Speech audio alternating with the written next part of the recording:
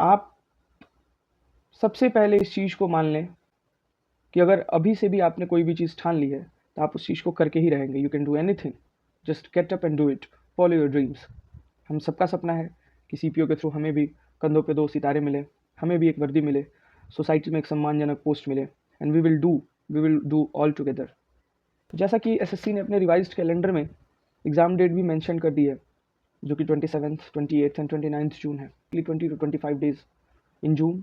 इनको कैसे सही दिशा दें ताकि हमारा सिलेक्शन हो पाए, आइए आज उस पर डिस्कशन करते हैं।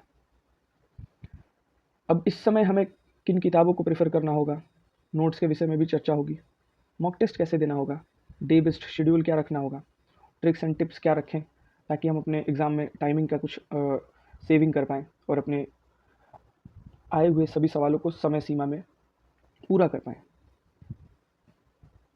तो तरीका हमेशा से सेम रहा है और सेम रहेगा। सबसे पहले आपको अपने नोट्स का रिवीजन करना है, उसके बाद एसएससी द्वारा पूछे गए सवालों की प्रैक्टिस करनी है, उसके बाद आपको full length mock test attempt करने हैं और फिर उस मॉक का एनालिसिस करके उसमें हुई गलतियों को सुधारना है। ठीक है। अब देखिए फ्रेंड्स, आज जब आप इस स्टेज पे हैं जहाँ पे आपके पास अप्रॉक्सीमेटली 40 डेज़ बचे हुए हैं, तो अब आज से आपका टाइम टेबल इंडिविजुअल ही होगा। आपको पता होना चाहिए कि हमारी ये वीक पॉइंट्स हैं, उस हिसाब से आप अपने टाइम टेबल को डिज़ाइन करेंगे। आज आपको बेस्ट स्ट्रेटेजी बताने वाला कोई और नहीं, केवल और केवल आप हो, क्योंकि ये 40 दिन आप कैसे यूज़ करोगे बस गाइडेंस मेरी होगी। आपके कंधे पे 2 सितारे आप ही लगा सकते हैं। मॉक टेस्ट देने की स्ट्रेटेजी मैं आपको अभी डिस्कस करूँगा, सेक्शनल मॉक के विषय में भी बात होगी, और ये जो डाउट सबके दिमाग में चल रहा है कि सब कुछ भूल गए हैं सर, अब क्या करें, इसके विषय में भी थोड़ी सी चर्चा होगी। कुछ लोग पूछ रहे हैं कि सर अभी तो 40 दिन है, अब क्या हम जो रिवीजन पेंडिंग है उसको कर लें या फिर कुछ ऐसा पढ़ लें जिसका बढ़िया आउटपुट आ जाए।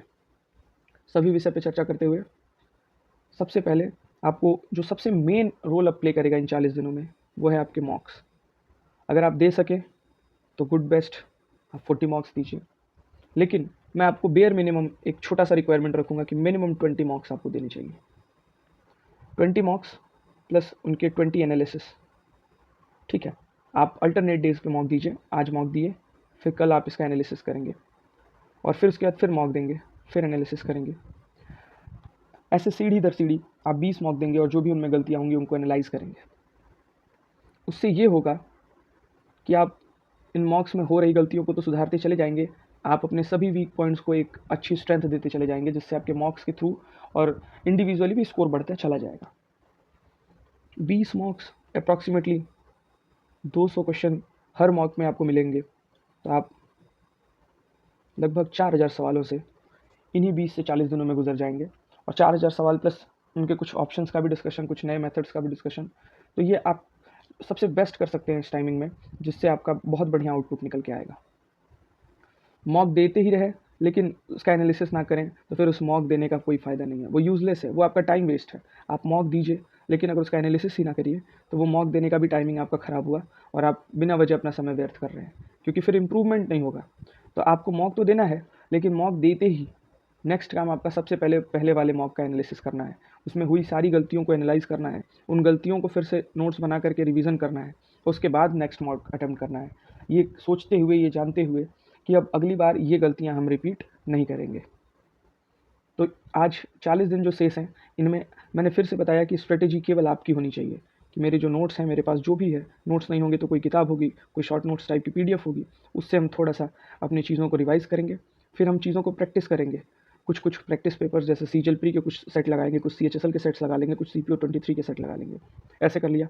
और उसके बाद जो सबसे मेजर रोल है, हम अपने डेली के 2 आवर स्लॉट को ऐसे यूज़ करेंगे।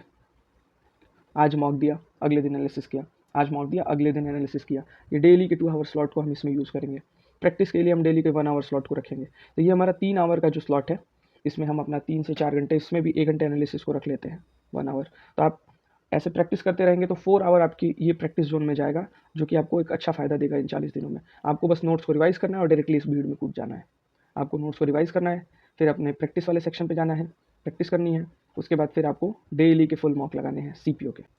आपको एक टारगेट स्कोर भी सेट करना होगा, जो मैं आपको हल्का सा हेल्प कर देता हूँ इसमें। आपको रीजनिंग को कैसे भी करके 45 प्लस पे ही रखना है।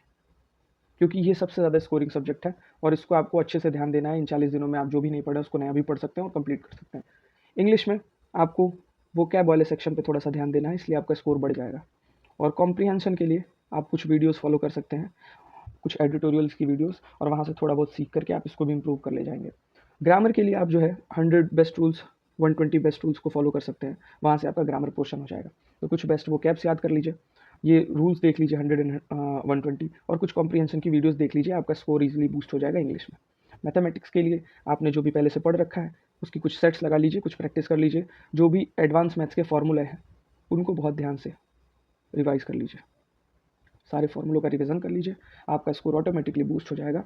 और रीजनिंग में आपको ज़्यादा ध्यान सीरीज़, एनालॉगी और क्लासिफिकेशन पे देना है। इन चैप्टर्स को आपको थोड़ा सा ध्यान से पढ़ना है और बाकी सारे चैप्टर्स के कंसेप्ट्स देख लेने हैं। तो मैं आशा करता हूँ कि आप इन्हीं टारगेट स्कोर को सेट करते हुए अपने मॉक्स को भी एनालाइज करेंगे और अपने फाइनल एग्ज़ाम को भी अपने माइंड में विजुअलाइज करेंगे, ताकि आप 125 प्लस तो इन्हीं 3 सब्जेक्ट से ही स्कोर करें। और 125 अगर आप जीएस में 15 प्लस भी मार्क्स लाते हैं तो आप एक 140 के रहते हैं, और 140 plus raw score definitely will let you to go to the physical and you will get a final selection too. इसलिए अभी से भी अगर आप ठान लेते हैं तो you can do anything, just get up and do it, follow your dreams friend. अगर आप CHSL एग्ज़ाम को टारगेट कर रहे हैं, सिमिलर स्ट्रेटेजी आपके लिए भी होगी। एक स्ट्रेटेजी वीडियो मैंने अपने चैनल पे CHSL के लिए अपलोड कर दी है, और मैं अब इस वीडियो के बाद आपका जैसा डिमांड रहता है मैं CHSL ओरिएंटेड भी एक वीडियो ले आता हूँ, जिसमें आपको थोड़ा सा डिस्कस कर दूंगा मैं कि आप लास्ट के 50 दिनों में कैसे तैयारी करें ताकि CHSL में अपनी एक सीट पक्की कर पाएँ। तो आज के इस सेशन में फ्रेंड्स हमने जो भी डिस्कस किया, बस आपके इन लास्ट के 40 डेज़ को कैसे इंप्रूव कर सकते हैं उसके लिए मैं चाहा कि थोड़ा सा आपको हेल्प कर पाऊँ। अभी तक चैनल पे बने रहने के लिए बहुत बहुत धन्यवाद। नया चैनल है, आप सबके प्यार दुलार से आप सबके लिए ही काम करना है, तो प्लीज़ चैनल को सपोर्ट करें और अपना प्यारा सा कमेंट छोड़ें, अपने फ्रेंड्स के साथ शेयर करें, और चैनल पे अगर नए हैं तो प्लीज़ सब्सक्राइब करके जाएँ। जय हिंद फ्रेंड्स, थैंक यू।